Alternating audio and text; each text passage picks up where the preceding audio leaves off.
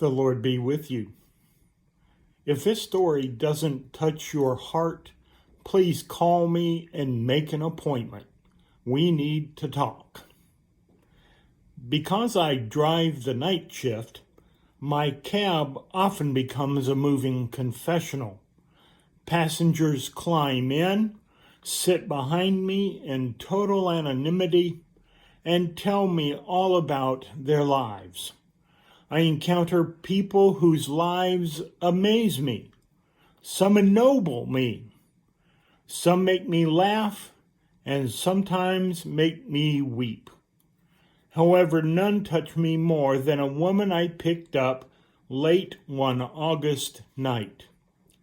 Responding to a call from a small brick fourplex in a quiet part of town, I assumed I was being sent to pick up some partiers or someone who had just had a fight with a spouse or a worker heading to an early shift at some factory. When I arrived at 2:30 a.m., the building was dark except for a single light in a ground floor window. Under these circumstances, many drivers would just honk once or twice, then drive away. But I have seen too many impoverished people who depended on taxis as their only means of transportation. Unless a situation smells of danger, I always go to the door.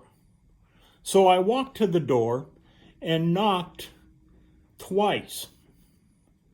"Just a minute," answered a frail elderly voice. After a long pause, the door opened. A small woman in her late 80s stood before me. She was wearing a print dress and a pillbox hat with a veil pinned on it, like someone out of a 1940s movie. The apartment looked as if no one had lived there for years. All the furniture was covered with sheets. There were no clocks on the wall, no knickknacks or utensils on the counters. In the corner was a cardboard box filled with photos and glassware. "Would you carry my bag to the car?" she asked. I took the bag and then turned to assist her. She took my arm, and we walked slowly toward the curb. She kept thanking me for my kindness. "It's nothing," I told her. "I just try to treat my passengers the way I would want my mother treated." "Oh, you're such a good boy," she said. When we got in the cab, she gave me an address and then asked, "Could you drive through downtown?" "It's not the shortest way," I quickly answered. "Oh, I don't mind," she said. "I'm in no hurry. I'm on my way to a hospice." I looked in the rearview mirror.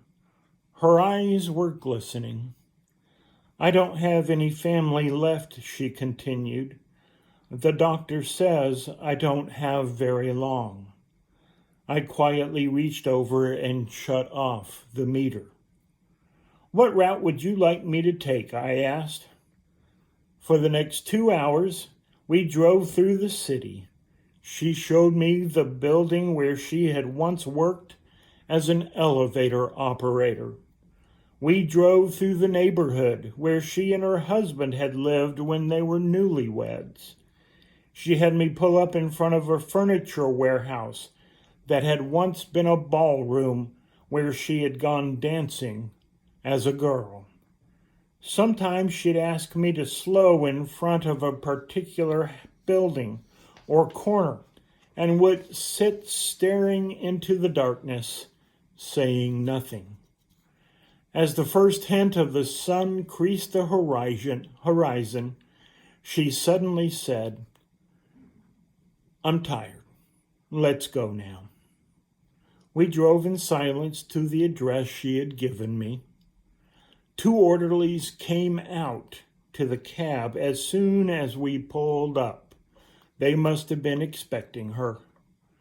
I opened the trunk and took the small suitcase to the door.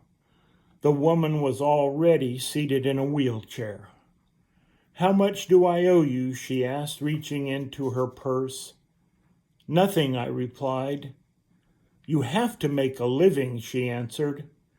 "There are other passengers," I responded, and almost without thinking, I bent and gave her a hug. She held on to me tightly. "You gave an old woman a little moment of joy," she said.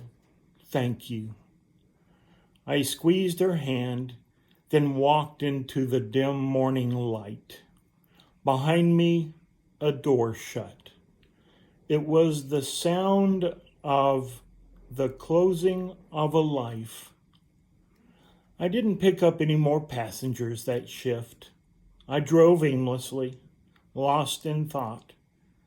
For the rest of that day, I could hardly talk. What if that woman had gotten an angry driver, or one who was impatient to end his shift? What if he had refused to take the run, or had honked once, then driven away? I don't think I've done anything more important in my life. We're conditioned to think that our lives revolve around great moments. However, great moments often catch us unaware, beautifully wrapped in what others may consider as small, insignificant moments, like driving someone around. Kindness is one of the fruits of the Spirit. A man or woman being transformed into an authentically kind person truly shows the beauty of God. You have heard this story from a taxi driver. As Jesus often said, may we all go and do likewise. Amen.